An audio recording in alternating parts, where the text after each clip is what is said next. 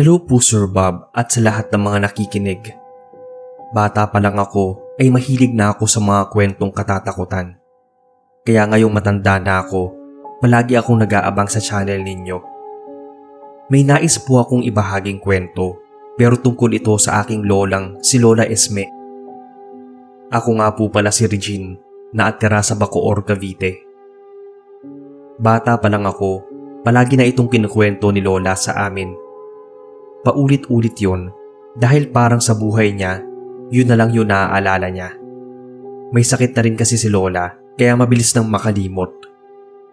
Pero itong kwento na to ang hindi niya talaga makalimutan na nangyari sa buhay niya. Bata pa lang daw noon si Lola, nasa 16 years old.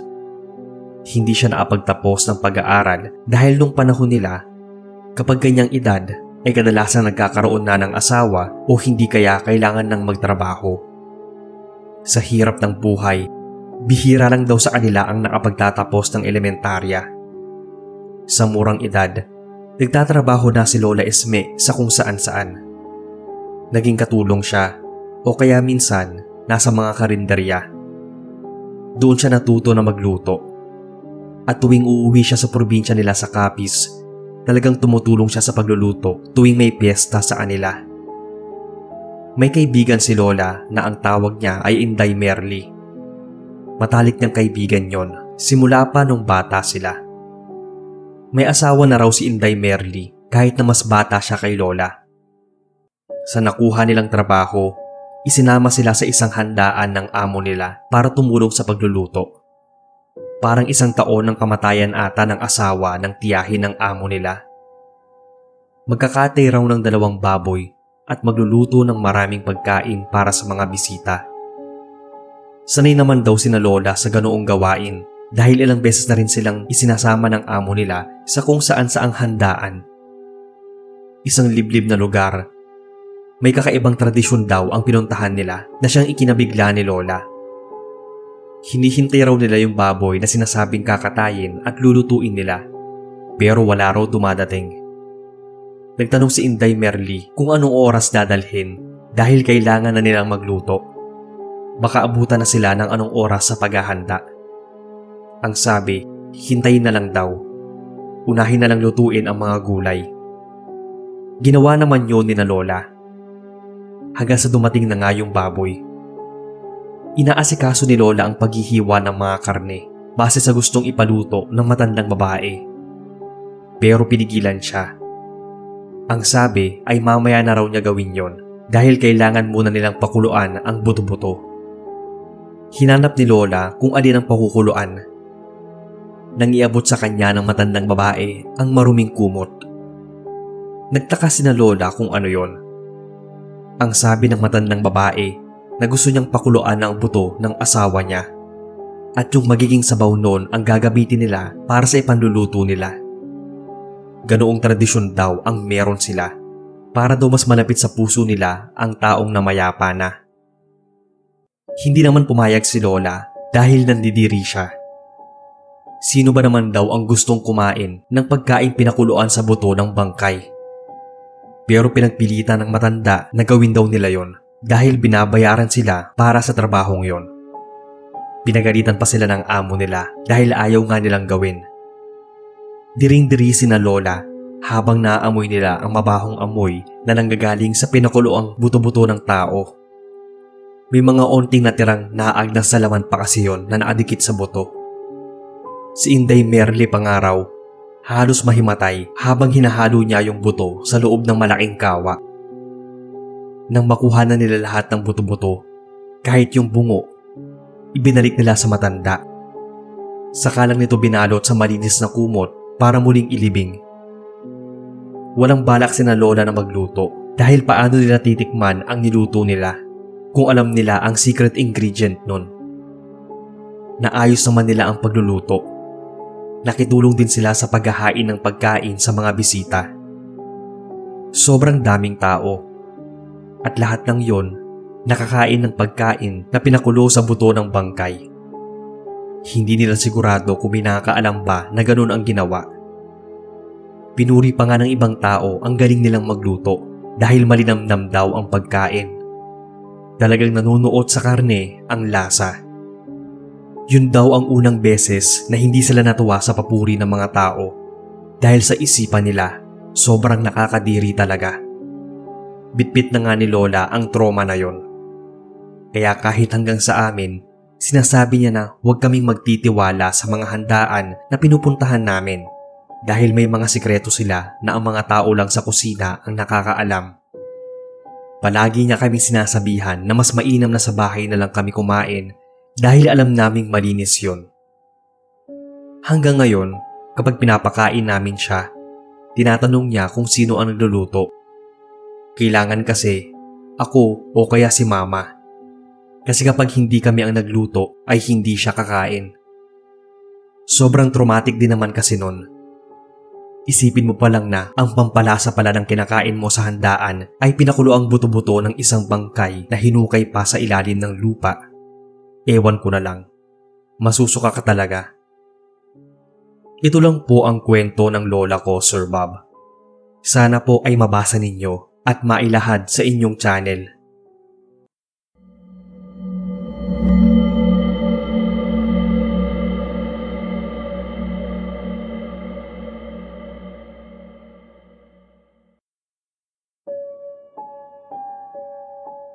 Magandang araw po sa lahat, lalo na sa inyo, Sir Bob. Ako si Stacy, nakatira sa Tondo. Isa po ako sa masugid na tagapainig ninyo simula pa taong 2023. Kami ng pamilya ko, naging bonding na nga namin ang pakikinig sa inyo.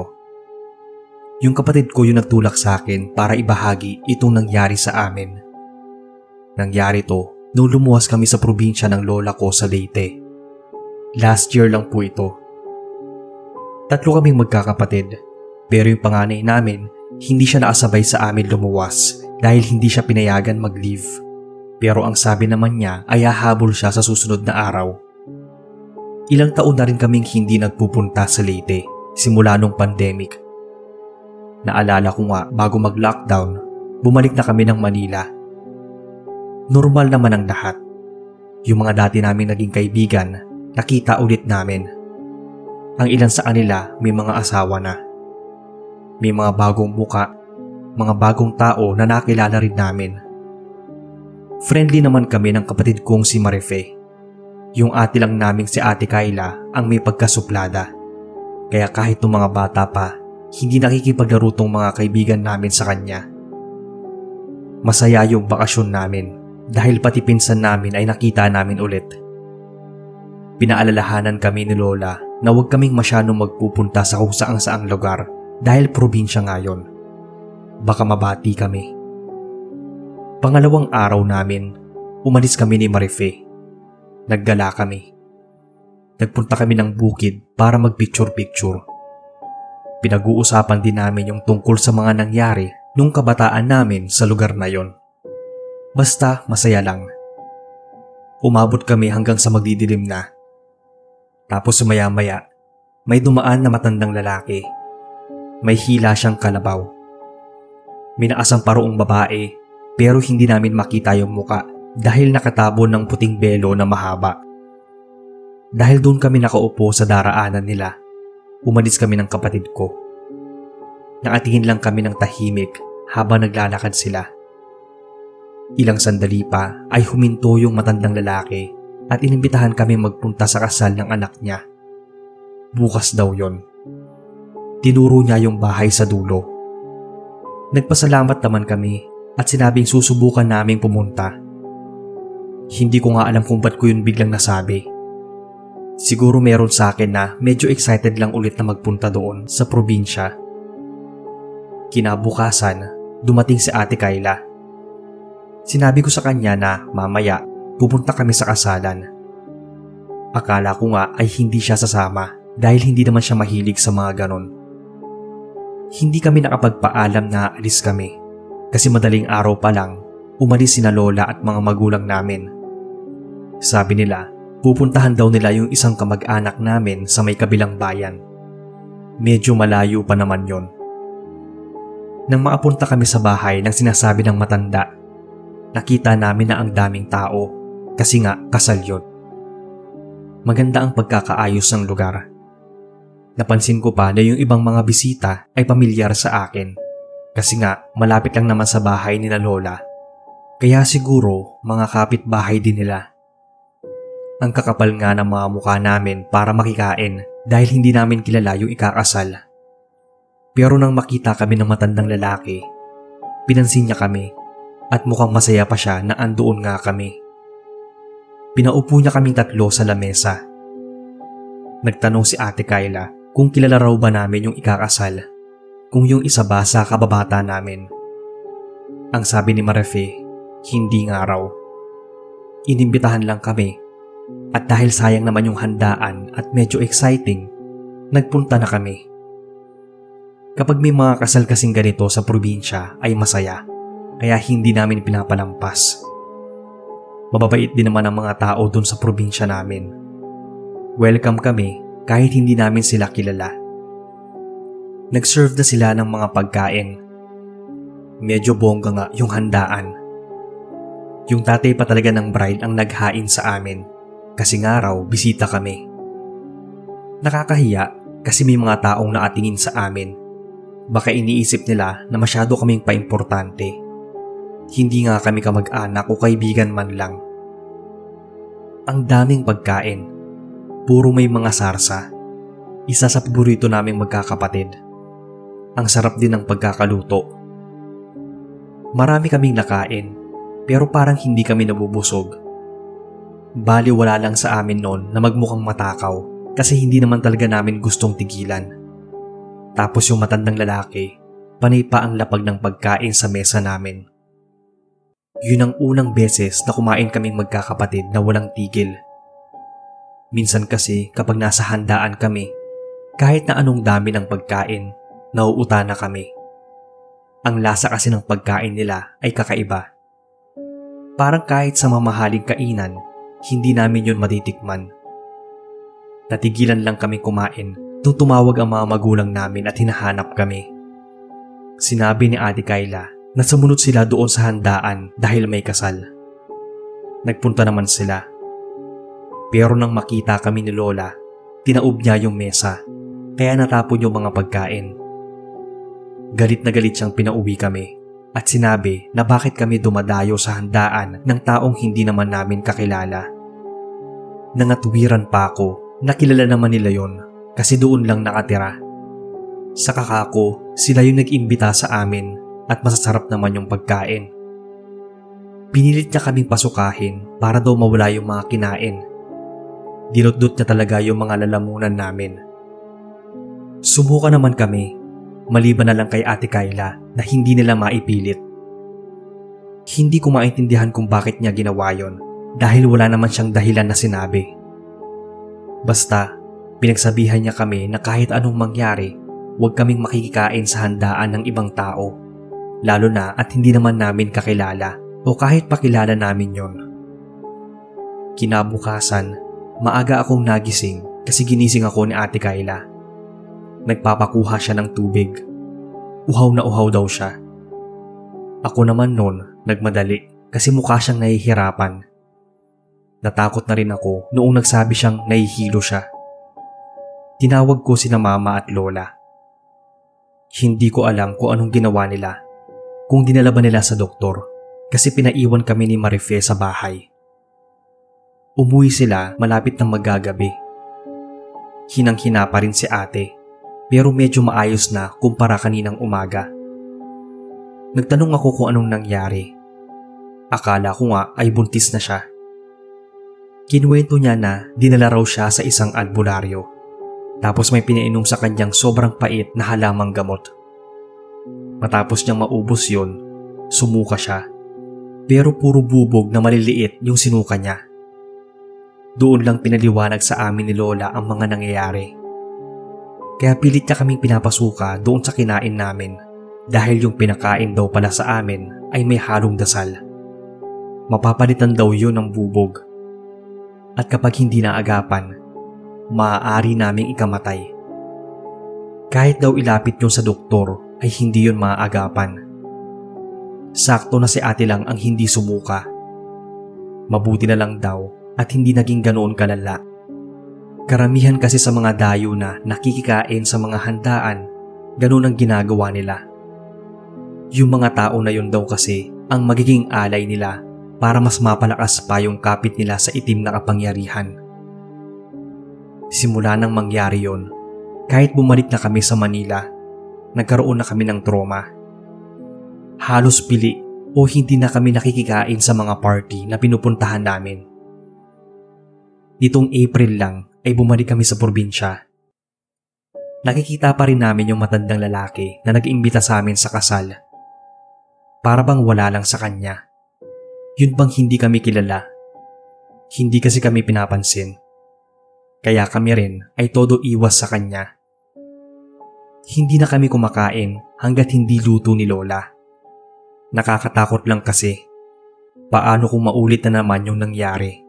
Tapos yun na yung ikamatay namin. Ito lang po ang kwento namin, Sir Bob. Thank you sa inyong oras at sana ay mainarit ninyo sa inyong channel.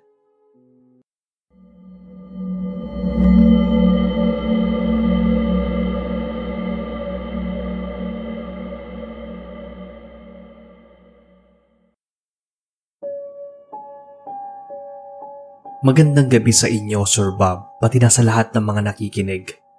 Tawagin niyo na lang akong Ali, hindi ko tunay na pangalan. Kasalukuyang nasa Albay, Bicol. Kasama yung apo ko na minsan ay nakikinig din sa mga kwento nyo at pampatulog namin. Tuwing nakikinig nga ako sa channel, hindi ko maialis sa isipan yung nangyari sa akin nung dalaga pa lang ako. Nasa late 50s na po pala ako. Nung kapanahunan ko, kapag may dayo sa probinsya, parang nagiging artista sa paningin ng lahat, lalo na kung galing syudad. At ang porma mo talaga ay kakaiba sa kanila. Isang beses, sinama ako ng kaibigan kong si Jenny sa probinsya nila sa Timog Kabisayaan. Liblib talaga yung lugar, at ang kabuhayan nila doon ay pagsasaka.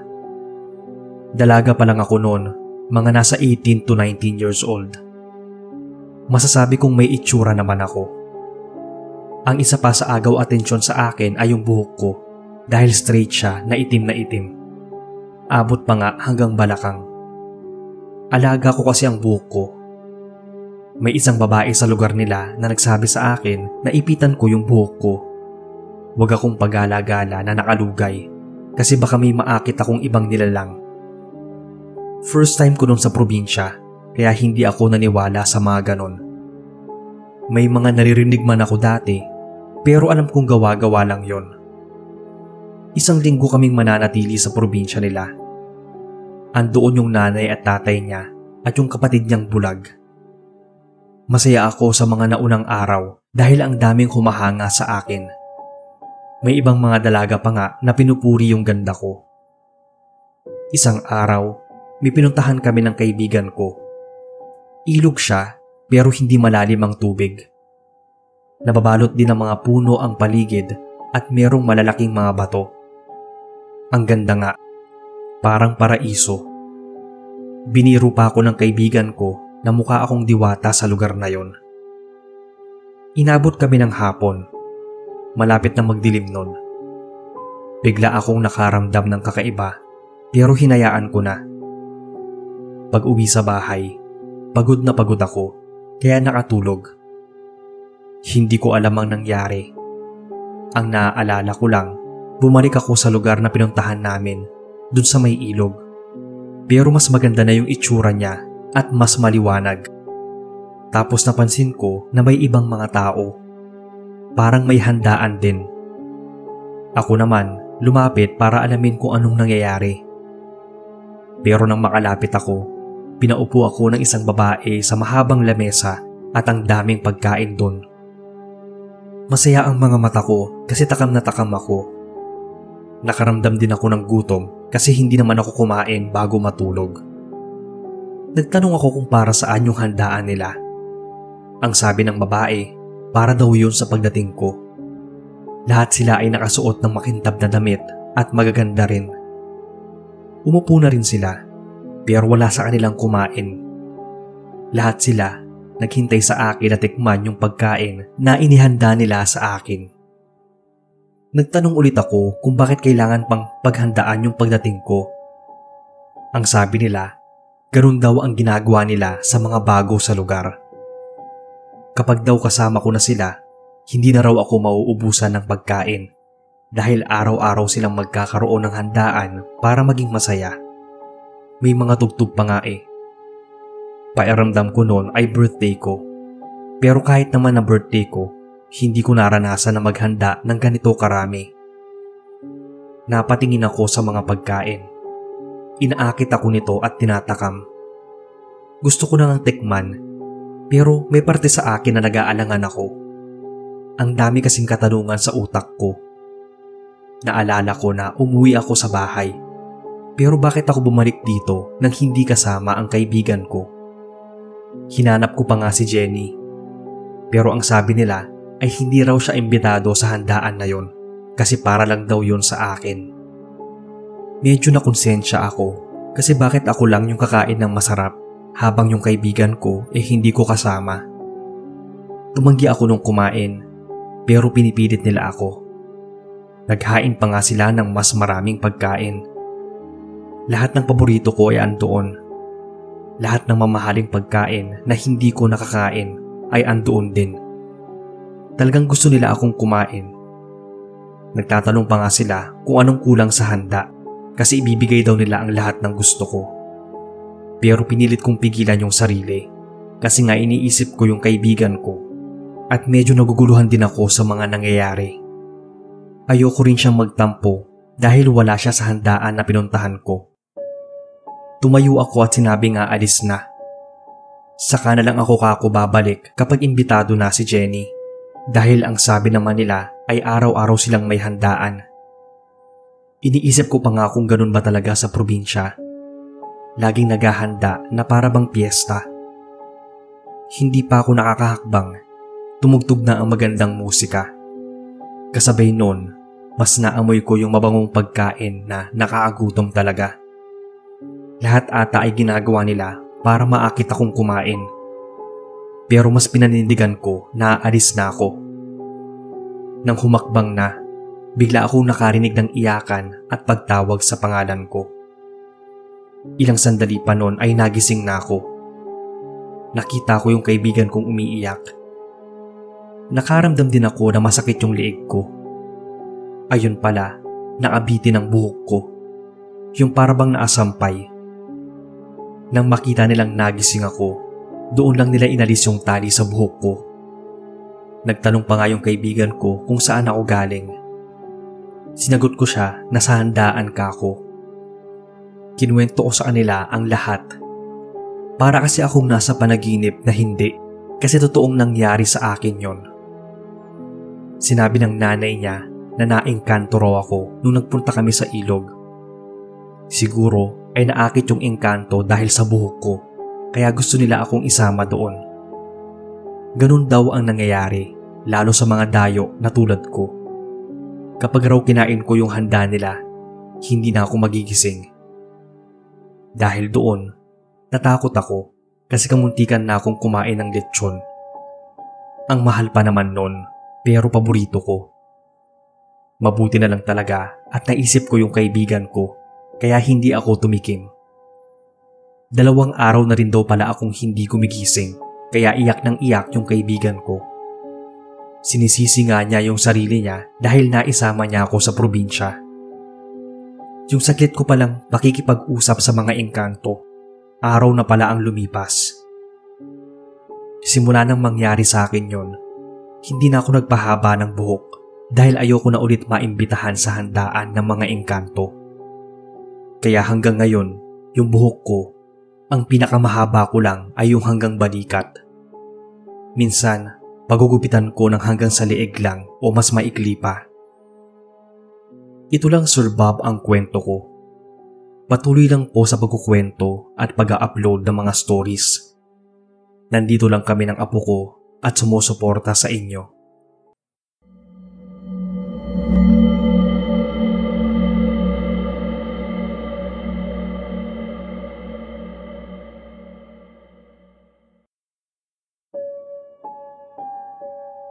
Magandang araw po sa lahat. Ako si Will, kasalukuyang nasa Qatar. Bago lang po akong tagapakinig dahil kailan ko lang nadiskubre ang inyong channel. Magmula nga nun, pati yung mga katrabaho ko ay nahilig na rin sa pakikinig. Nangyari itong kwento 3 years ago bago ako magpunta ng Qatar. Mahilig ako sa adventure. Yung iba nga ay buwis buhay talaga. Kahit yung pinakasulok na bahagi ng Pilipinas ay gusto kong marating. May nakilala akong isang grupo ng mga adventurers na katulad ko. Nagkakilala kami sa isang Facebook group. Hanggang sa nakabuo kami ng GC kung saan kami nagplano na gumala. Ilang bundok na rin yung naakyat namin. Ilang isla na ang napuntahan. Meron kaming isang kasama na si Yano. Mas bata siya sa grupo. Baguhan din sa gala. May binanggit siyang isla sa may Visayas. Ang sabi, maganda raw roon base sa kwentong nadidinig niya sa katrabaho niya. Kami naman ay nagplano na kasi bago lang din sa pandinig namin yung isla na yon. April yon at long weekend. Nagpa siya kami magpunta. Kakaunti lang yung mga gamit naming dala dahil 3 araw lang kami doon. Lightweight na camping bag lang yung dala ko at may dala rin kaming tent. Mahaba yung naging biyahe. Tapos may inarikila kaming bangka. Nung una, ayaw pa ng bangkero na ihatid kami kasi wala naman daw gagalaan doon. Ang sabi namin ay camping lang. Hilig kasi namin yon. Napilit namin siya dahil nagdoble yung binayad namin. Ang sabi namin na sunduin niya kami pagkatapos ng 3 araw. Doon lang kasi namin napagtanto na wala palang signal doon sa isla. Nagsabi pa nga yung bangkero na sana masundo niya kami na kumpleto pa kaming 4. Pero inisip namin na joke yun kasi minsan may mga tour guides na ganun din kung magbiro kapag nagpupunta sa ibang isla. May iilang bahay doon pero halatang hindi pa sibilisado dahil mga kubo-kubo lang din. Masasabi kong weird sila. Hinanap namin yung pinaka nangangalaga sa isla para kausapin sa balak nga naming mag-camping. Matandang mag-asawa yon, as in kulubot na talaga ang mga balat nila. Pumayag sila at sakto raw na may handaan na magaganap bukas. Dahil andoon na kami ay invited daw kami. Masaya, syempre, dahil nga libre ang pagkain. May tent kami, pero ang sabi nila ay doon na kami tumuloy sa bahay nila. Sakto naman, kasya kaming 4 sa iisang kwarto, kahit nasa sahig kami mahiga. Hindi namin alam na wala palang kuryente doon. Naubos tuloy yung battery ng phone namin, pati yung power banks. Meron dapat kaming dala na solar charger, pero naiwan sa sasakyan. Ang ginawa na lang namin na ipag-usap sa mga tao. Enjoy din naman sa paligid kahit walang cellphone. Dumating ang araw ng handaan. Tumulong kami sa pag-aayos sa paligid. Maganda ang pagkakaayos nila sa mga dahon ng nyog. Kami ang gumawa nun. Habang yung mga kababaihan naman, ang sabi ay nagluluto raw.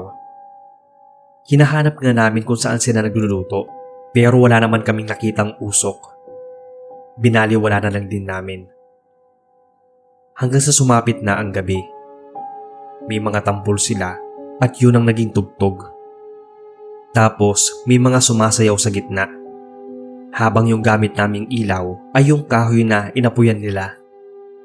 Sobrang saya namin nun dahil first time ko lang nakakita ng ganong klase ng handaan. Sayang nga at wala kaming kamera. Hindi namin nakuhanan ng video. Habang nagpapatuloy ang kasiyahan, parang medyo naging wild ang mga tao. Sila-sila ang mga nag-uusap sa salitang hindi namin maintindihan. Nakaramdam ata ng kakaiba yung kasama ko. Nagtanong siya kung may napapansin ba kami sa paligid. Ang sabi ko ay wala naman. Sabi niya, inimbitahan kami sa handaan, pero bakit wala siyang nakikitang handa? Ang sabi ko pa ay baka nakatago lang, kasi mamaya pa yon. Ilang sandali, tinawag na kami ng matandang mag-asawa. Pinaupo kami sa mesa. Andoon, may mga nakatakip na pagkain. Pagkabukas ng takip, Ang sarap sa mata ng mga pagkain kahit na parang kakaiba ang luto nila. Nilantakan namin ang pagkain na parang gutom na gutom. Habang kumakain, may naagat akong matigas. Tinanggal ko yon at napansin ko na para siyang buong kuko ng tao. Akala ko namamalikmata lang. Pero nang mapasigaw yung isa naming kasama, nakita ko sa plato niya yung sabaw na sarap siyang higupin. May daliri yon. Dahil sa nakita ay nagsusuka kaming lahat. Napapansin nila ang nangyayari sa amin pero hindi nila kami kinikibo. Hinayaan lang nila kami tapos sila sarap na sarap sa kinakain nila. Napansin ko pa nga ang isang ulo na parang sa isang tao tapos ginawa nila itong lechon. Yung mag-asawa naman may nilalantakan na para bang malambot-lambot. Inisip ko nga ay utak yon. Hindi na namin kinaya. Pakiramdam ko kami na yung susunod nilang ihahanda. Wala kaming magawa dahil bukas pa kami susunduin ng bangkero. Kaya nag-abang na lang kami sa tabing dagat para kung sakali man na may makakita sa amin, makahingi kami ng tulong. Habang naatayo kami sa tabing dagat, lumapit yung matandang mag-asawa. May dala silang parang pagkain na nakabalot sa dahon ng saging. Baunin daw namin yon kasi yung hinanda nila ay para talaga sa amin. Para bang pang-welcome daw nila yon sa mga bisita. Kaso, hindi naman namin inubos. Parang normal lang yon sa kanila kaya kami nawirdohan. Kinuha pa rin namin para kunwari ay walang pakialam. Kahit sa totoo lang ay takot na kami. Wala kaming magawa eh. Nasa isang isla kami kung saan hindi makahingi ng tulong dahil mga lobat na rin kami. Tapos wala pang signal doon. Habang naglalakad sila pabalik sa pwesto ng handaan, binuksan ng isang kasama ko yung inabot na ulam. Unang bumungad sa amin ay yung bahagi ng binti na meron pang marka na parang tato. Inihagis namin yon sa dagat. Ang haba ng gabi para sa amin. Hindi kami naatulog. Basta, nagbabantay lang kami. Baka sakaling umatake kasi sila sa amin. Nang dumating na yung bangkero, kakatapos lang din ang kasiyahan ng mga kakaibang tao sa isla na yon. Nagmadali kami. Kakaiba yung bakas sa mukha niya. Ang sabi pa nga niya, himala dahil kumpleto pa rin kami. Hindi na kami kumibo dahil naduduwal pa rin kami kapag naaalala namin kung paano kami nasarapan sa mga handa. Biglang nagkwento yung bangkero na ganoon na raw talaga yung gawain sa isla na yon. Kaya nga wala sa kanilang nagpupunta roon. Palaging may handaan sa kanila kapag may namamatay na taga-isla. Yung bangkay raw ng namatay ang ginagawa nilang handa. Para daw itong tradisyon sa kanila na kapag niluto nila ang laman ng bangkay, mapapadali raw ang pagtawid nito sa kabilang buhay. Kasi may natulungan siyang mga tao na maialis sa kagutuman. Sadyang nagkaroon lang ng bisita, kaya natikman namin yung nilutong bangkay sa kakaibang handaan na yon.